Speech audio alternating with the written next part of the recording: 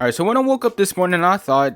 I gotta make another video. And of course, like the little gremlin I am, I bent the knee to Lord Susan and searched for another NBA Youngboy album to make fun of. But to my surprise, instead of another slew of generic trap music, I got hit with a sense of nostalgia harder than Uncle Ruckus finding out he was black after finding out that Paramore dropped. Which is why for today's video, I want to talk about their latest album, This Is Why, being a slew of alt-rock waves and catchy rhythms to make for quite an alright album.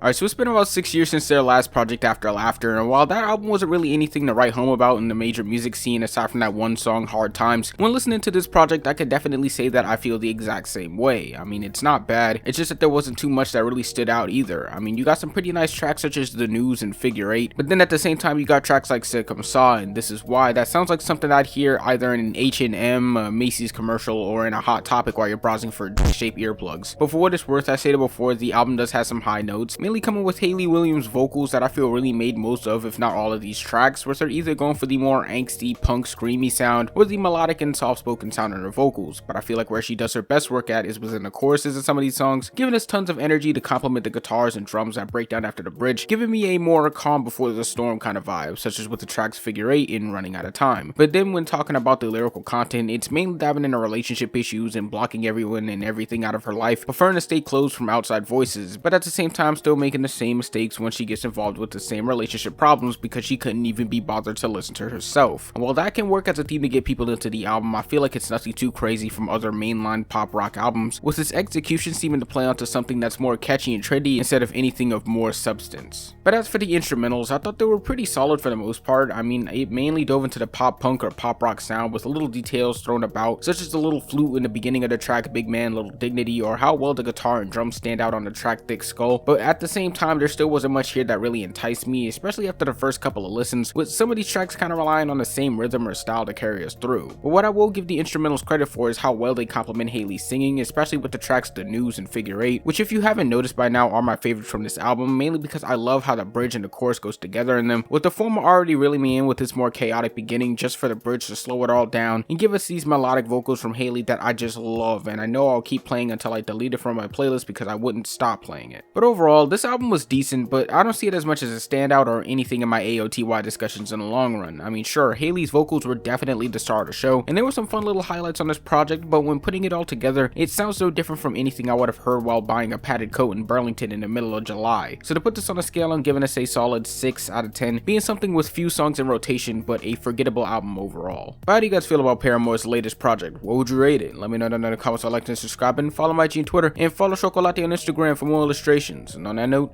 I'll see you guys on Monday when I'm either crying horribly because the Eagles lost or cheering hysterically because I hate the Chiefs. Peace.